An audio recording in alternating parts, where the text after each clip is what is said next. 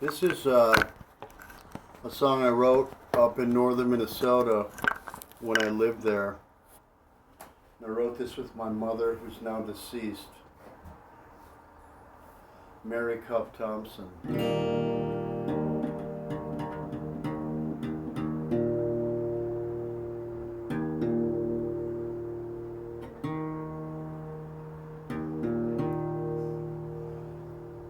This is a song in protest of Line 3, the pipeline, which is going to come through northern Minnesota. It comes in a little bit of North Dakota, of course through Canada.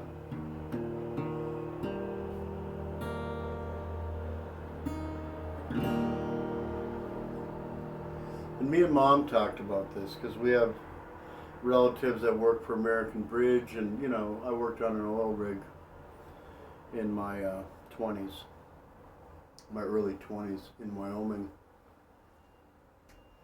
I had a lot of fun. I didn't realize the implications of it all till I met a guy named Bill Euchre in Denver, who was a well site geologist. He took me up to some of his land in Wyoming. He had come from New Jersey as a young man and made money in our capitalist society. But he never gave back much, and I think he felt guilty about that. I don't know if he's still alive. He lives in Denver, and the guy that invented the telegraph in his mansion. And I lived in his carriage house for about a year while I was going to college to the Art Institute of Colorado. I was an art student, and I gave Bill piano lessons. He wanted to learn walking in Memphis, and he never did learn it, but he started writing his own songs, and that's what I do. I turn people onto it. We're going to have a little railroad noise here in a minute, so I want to get this. I'm going to have to remember it, but I do remember the song. It's a pretty song called Red River Woman.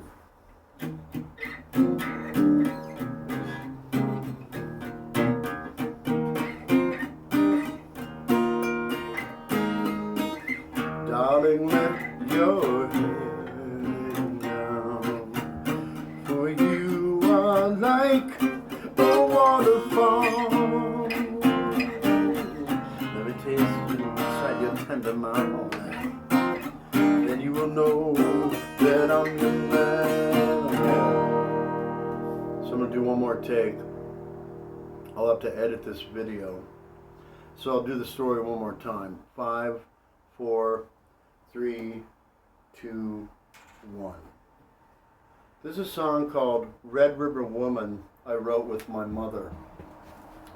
And it's about living in northern Minnesota and drinking the purest water from the tap, we thought.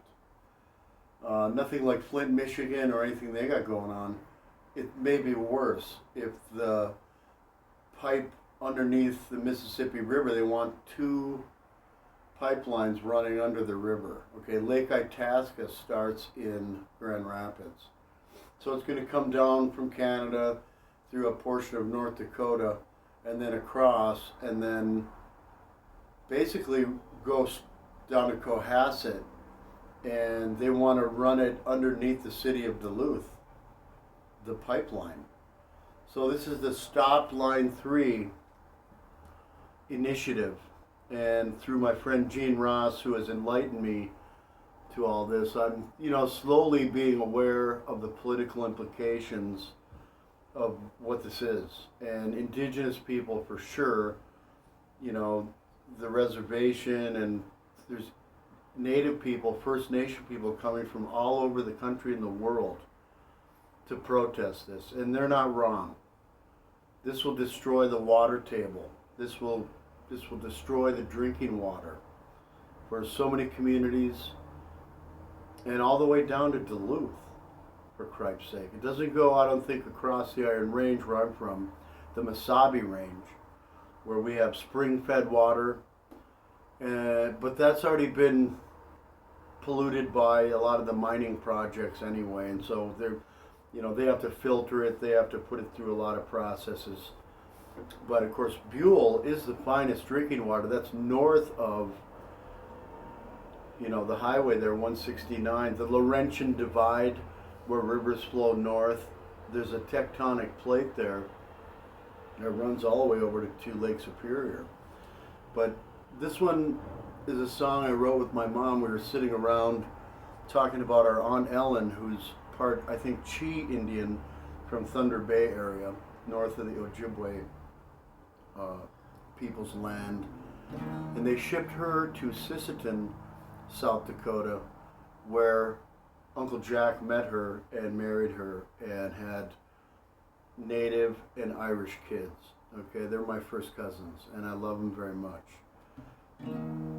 Here's a little song called Red River Woman.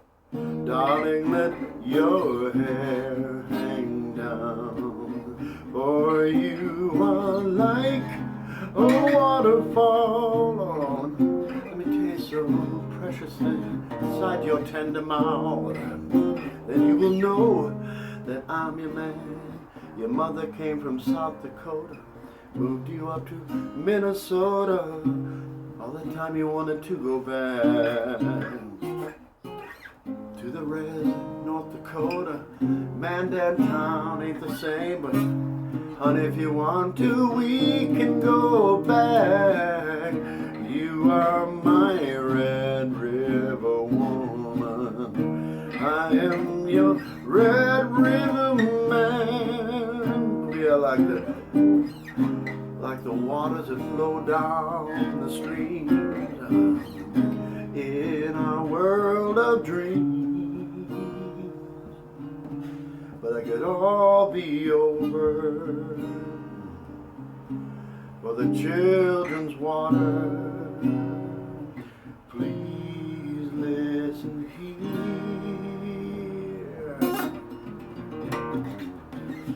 Darling, tell me what you want to do, for I am so in love with you.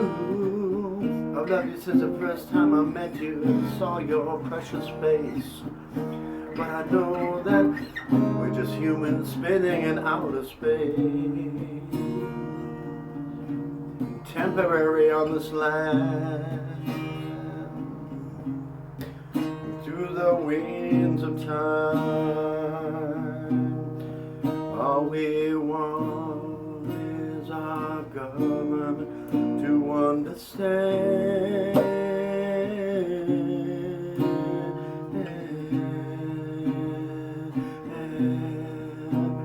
The stop line 3 for the children's sake.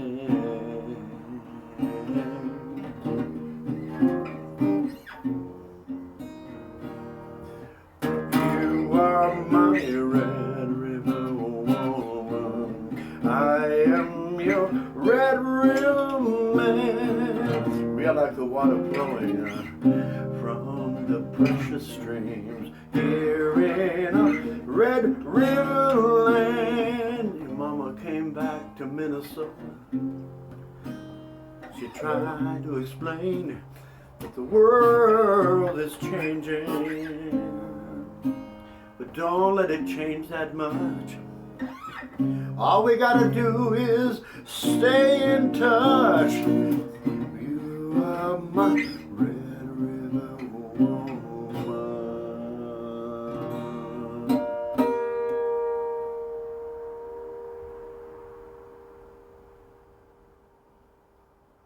Red River flows from Manitoba, and it runs the line of North Dakota, Minnesota, down to South Dakota, Minnesota, by places like Rossolt, South Dakota, Ortonville. There's rivers and waters, and Travis Lake. Not much water in South Dakota. But when you get over into Minnesota, it's Detroit Lakes and all the lakes, and you go all the way up northwest through Grand Rapids, where the headwaters of the Mississippi River are. And we realized that there's people there trying to protect those forests. And I never was a tree hugger because I had friends that were loggers. I never was an environmentalist until I listened to some of these voices. There's other issues as you get down into Minneapolis where they want to build an amphitheater up on Lowry and basically the Mississippi.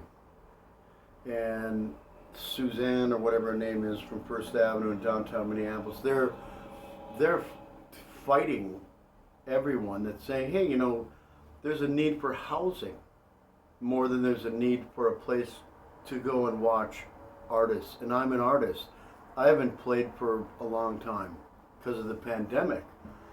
But it's more than that. It's everything else. It's all the resistance from the powers that be that are trying to continue the logjam, let's call it, or the circle jerk, or the manipulation of the monies and the grants. And so people like Michael Cheney and other people have stepped in, Gene Ross, even Father Burry has stepped in to protest. And I don't blame any of these people for speaking their word. We have a democratic state and now a democratic federal government that should be able to get things done the right way.